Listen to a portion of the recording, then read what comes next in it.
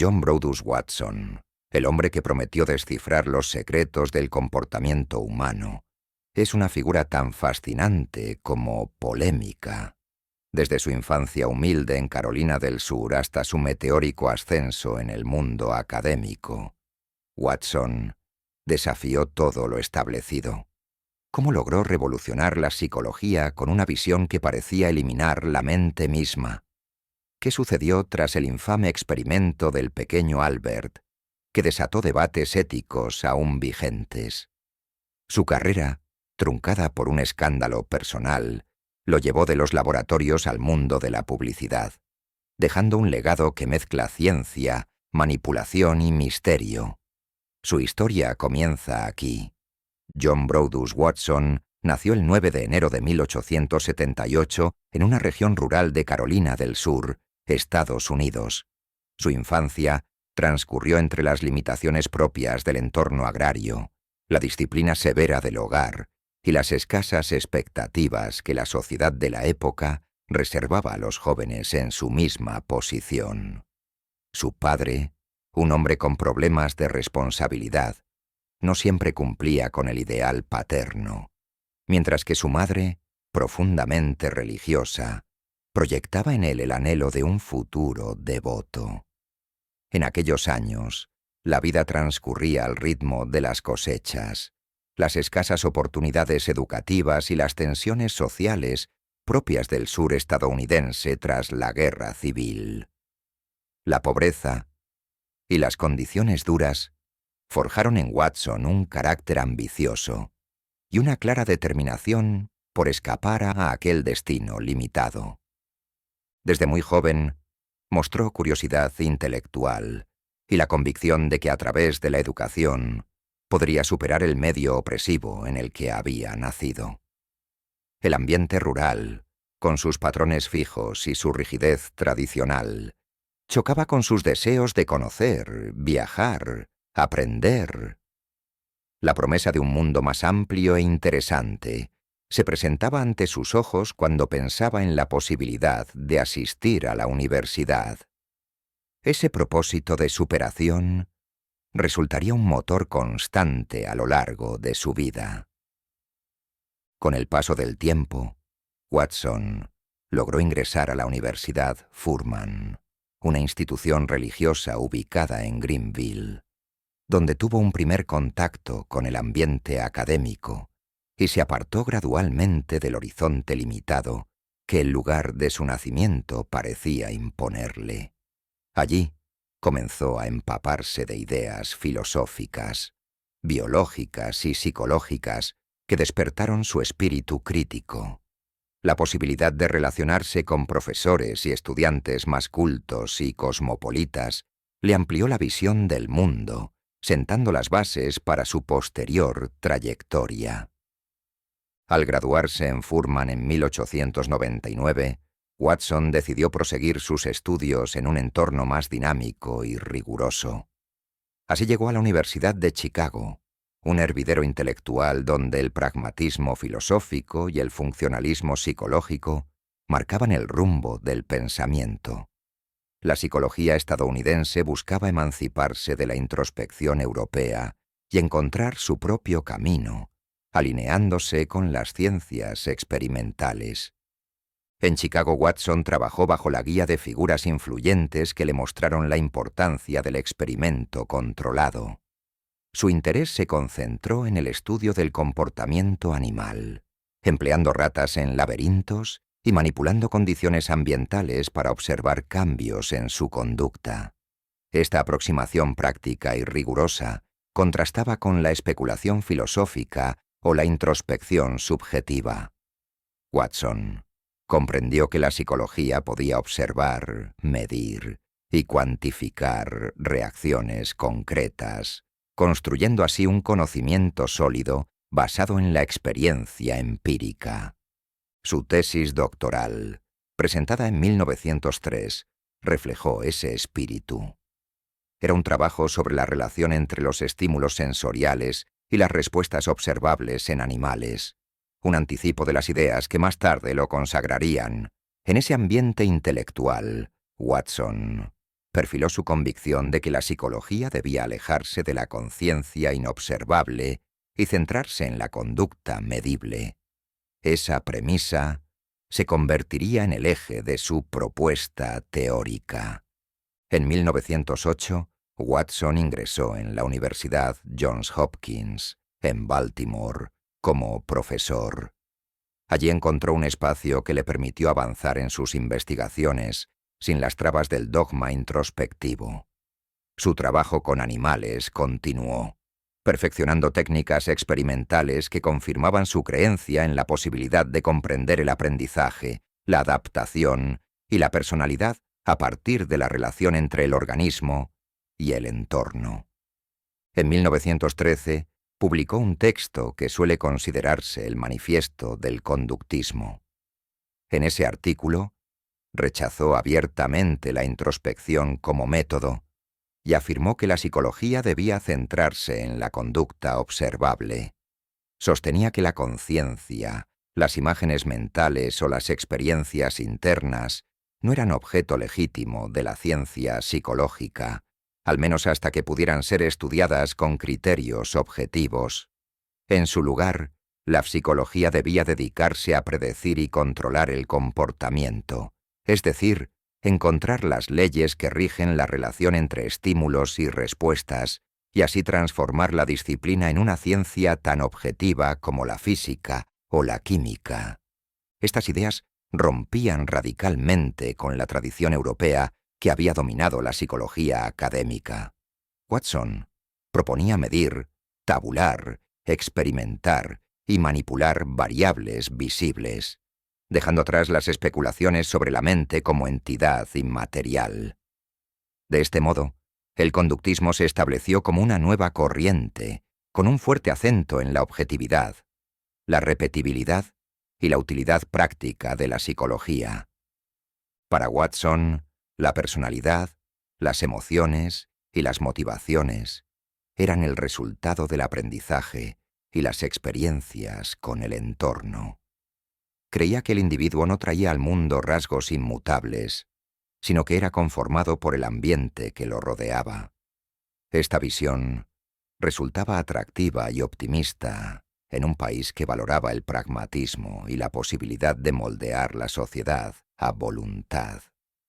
El énfasis en el entorno llevó a Watson a sostener que con las condiciones adecuadas se podía crear cualquier tipo de persona. La educación, la crianza y la manipulación sistemática de los estímulos, según él, permitirían diseñar individuos con rasgos específicos. Estas ideas radicales despertaron tanto admiración como recelo. Por un lado, ofrecían la promesa de una psicología aplicada a la mejora social. Por otro, dejaban la puerta abierta al riesgo de la manipulación y el control excesivo del comportamiento humano. Watson veía las emociones como patrones aprendidos de respuesta ante ciertos estímulos, no como algo dado por la naturaleza. De este modo, las diferencias individuales se reducían a historias de aprendizaje, a las experiencias particulares que cada uno hubiera vivido. La mirada ambientalista y la confianza en la plasticidad del ser humano resultaban revolucionarias, aunque simplificaban la complejidad psicológica hasta extremos difíciles de sostener ante la diversidad de la experiencia humana. Uno de los episodios más conocidos de la obra de Watson fue el experimento con el llamado Pequeño Albert, realizado en 1920 junto a Rosalie Reiner, su asistente y compañera. Tomaron a un bebé que inicialmente no temía a una rata blanca, y mediante la asociación de la rata con un sonido fuerte y desagradable, lograron que el niño desarrollara miedo hacia la rata y otros estímulos similares. Con ello, buscaban demostrar que las emociones podían condicionarse de forma análoga a las respuestas más simples de los animales en el laboratorio. Este experimento se convirtió en un ejemplo clásico de condicionamiento emocional y confirmó la hipótesis de Watson sobre la naturaleza aprendida de las emociones. Sin embargo, también despertó críticas éticas, pues el niño fue sometido a una experiencia desagradable sin la seguridad de una posterior desensibilización. La cuestión del consentimiento y el bienestar del menor quedó difuminada en una época donde las regulaciones éticas eran menos estrictas que en la actualidad.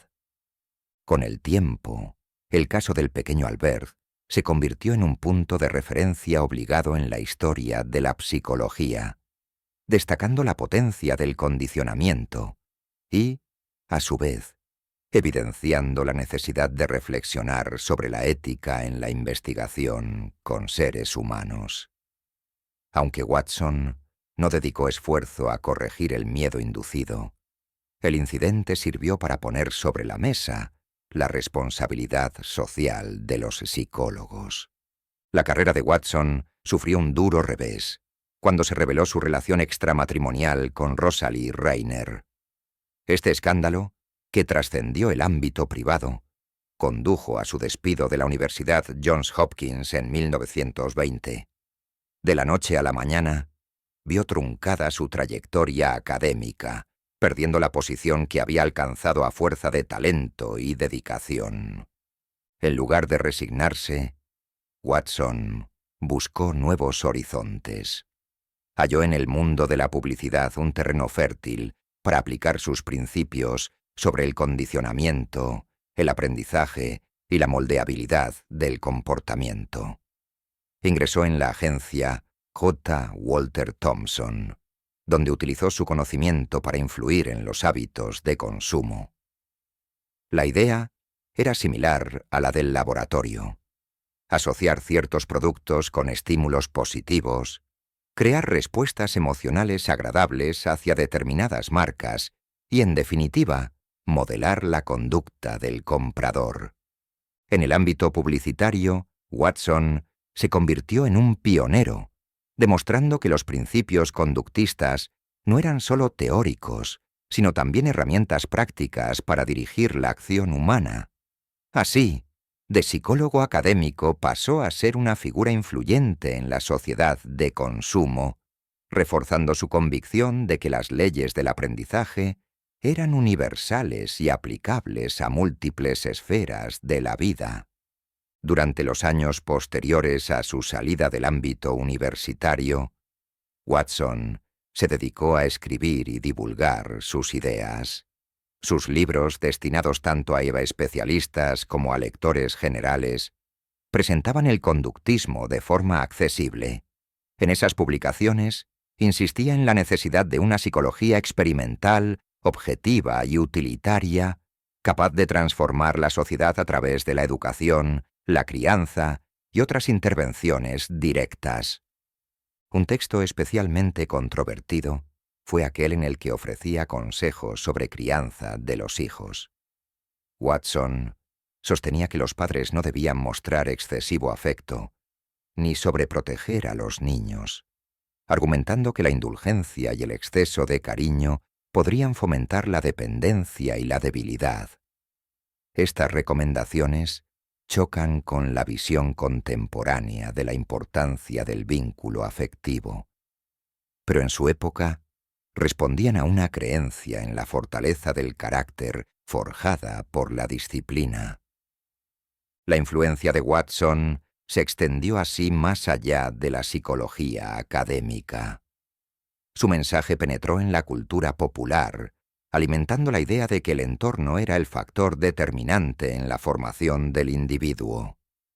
Su optimismo sobre la capacidad de la ciencia para modelar al ser humano reflejaba el clima intelectual de una América que confiaba en el progreso tecnológico y en la posibilidad de perfeccionar la sociedad mediante intervenciones racionales. Watson se mantuvo durante varios años en el mundo publicitario, aplicando principios conductistas a las campañas de productos, creando estrategias de marketing basadas en estímulos atractivos y reforzadores. Su éxito en este campo reforzó su convicción de que la conducta humana podía ser dirigida a través de señales adecuadas, trasladando las condiciones del laboratorio al terreno de la vida cotidiana.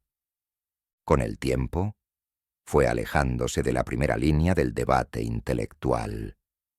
Las nuevas generaciones de psicólogos conductistas comenzaron a explorar variantes más complejas que el simple estímulo, respuesta.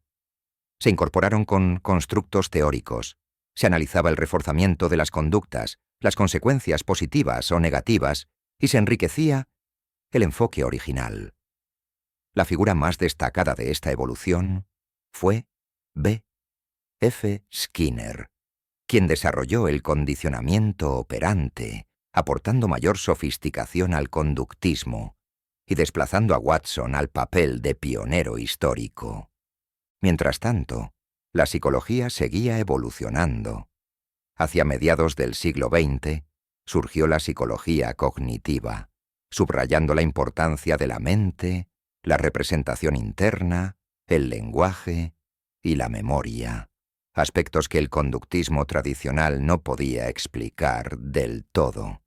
De este modo, la influencia de Watson comenzó a equilibrarse con nuevas corrientes que reivindicaban la complejidad mental. El énfasis watsoniano en la conducta observable fue a la vez su fuerza y su limitación. Muchos lo acusaron de reducir al ser humano a un mero autómata impulsado por estímulos ambientales, sin tener en cuenta los procesos internos, la herencia biológica, la cultura o la experiencia subjetiva.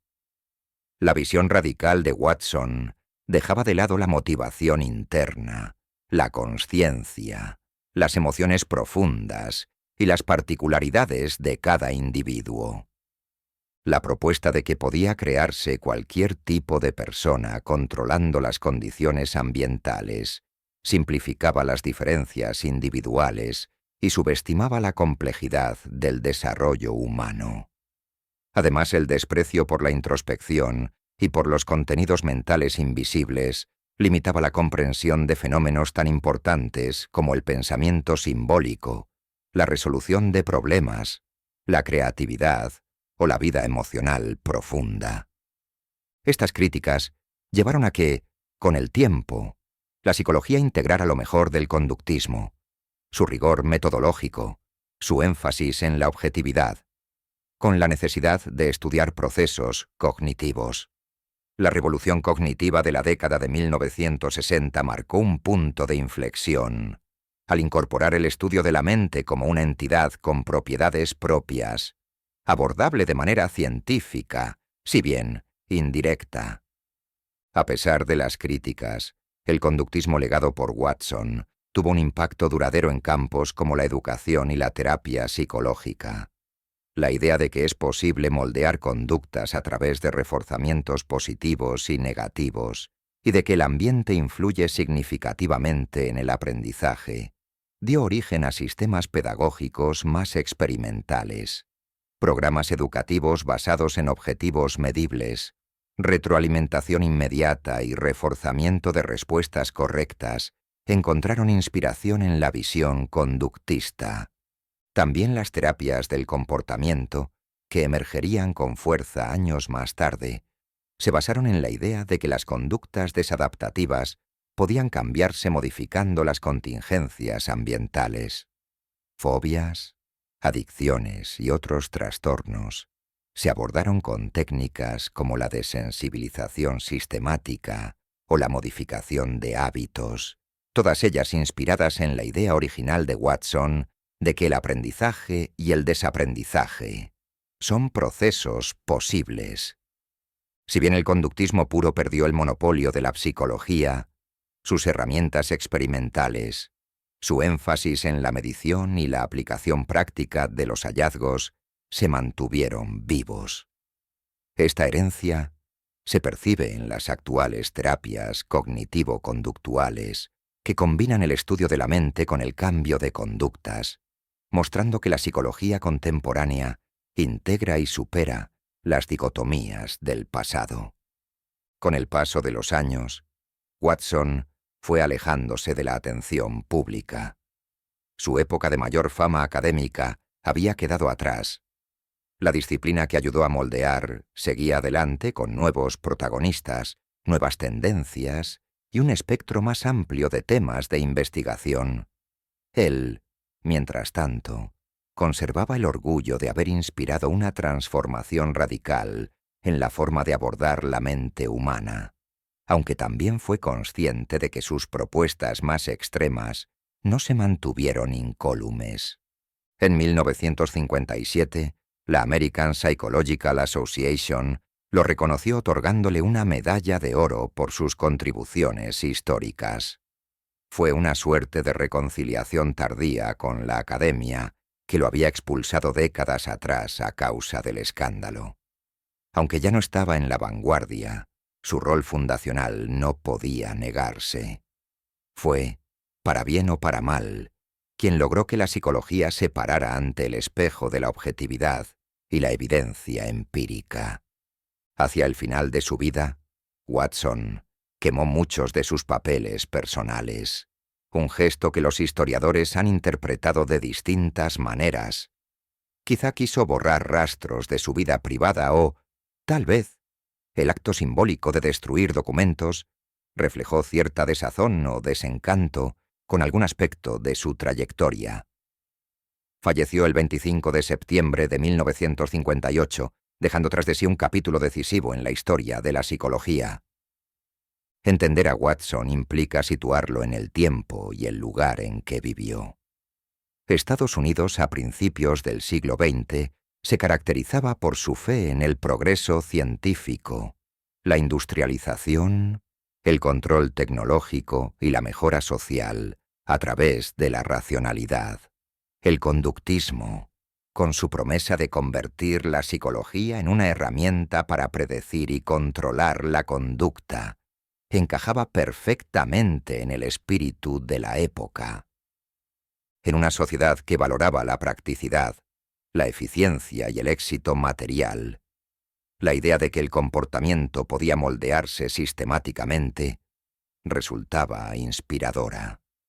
Al mismo tiempo, el rechazo de Watson a la introspección se entendía como un paso necesario para depurar la psicología de residuos filosóficos considerados poco fiables.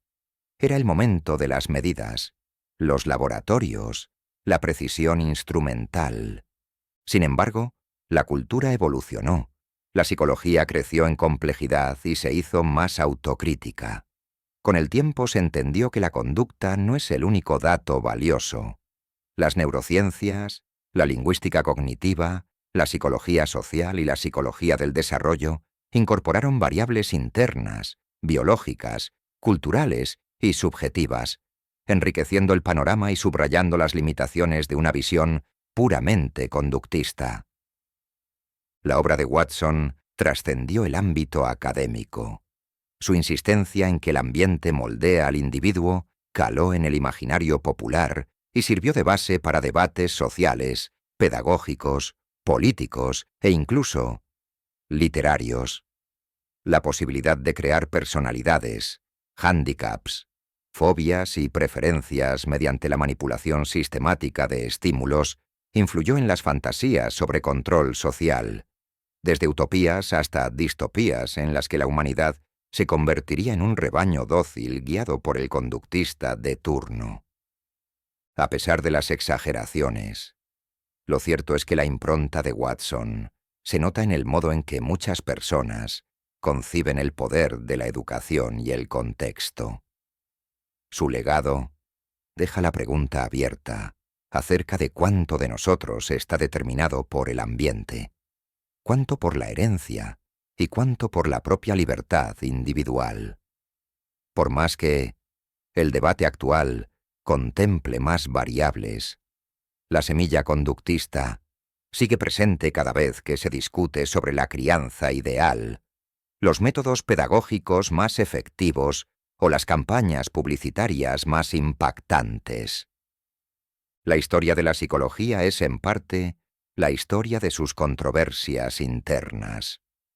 El conductismo de Watson fue una reacción contra una psicología demasiado pendiente de la conciencia subjetiva. Pero años más tarde, La psicología cognitiva fue una reacción contra un conductismo que ignoraba la mente interna. Después de Watson, el péndulo se movió hacia el estudio de los procesos mentales, las estructuras cognitivas, la memoria, el lenguaje, la percepción, en busca de una comprensión más completa del ser humano. Este vaivén enriqueció la disciplina. Sin Watson, tal vez la psicología habría permanecido estancada en la introspección. Sin la reacción posterior, se habría perdido la riqueza de los fenómenos mentales. Al final, la psicología integró ambos legados, la exigencia metodológica conductista y la necesidad de abordar procesos internos. La actual combinación de enfoques, desde la neurociencia hasta la psicología social, muestra que la disciplina aprendió a convivir con la pluralidad. Hoy, la figura de John Brodus Watson se evoca principalmente en los cursos de historia de la psicología, cuando se explica la transición desde la introspección hacia la conducta observable. La fundación del conductismo y el cambio de paradigma que marcó la primera mitad del siglo XX. Se le reconoce como pionero de la psicología experimental aplicada a problemas reales, desde la educación hasta la publicidad. Si bien sus posturas más extremas han sido matizadas o abandonadas, su legado metodológico y su impacto cultural son innegables. La posibilidad de una psicología científica, orientada a la obtención de resultados tangibles, pasa por el conductismo, y el conductismo no se entiende sin Watson. Su nombre queda asociado a una época de ambiciones desmedidas, certezas simplificadoras y una confianza ilimitada en el poder de la ciencia sobre la naturaleza humana. En el presente, comprendemos que el comportamiento es fruto de una compleja interacción entre factores biológicos, cognitivos, emocionales, culturales y ambientales. Nadie sostiene con seriedad que todo se reduzca a estímulos y respuestas.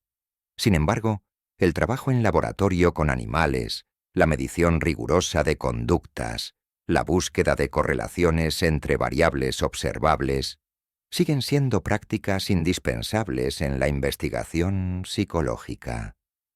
La terapia cognitivo-conductual, la economía del comportamiento, las ciencias del consumo, la neuropsicología y la psicología educativa utilizan, con mayor o menor conciencia, herramientas de raigambre conductista.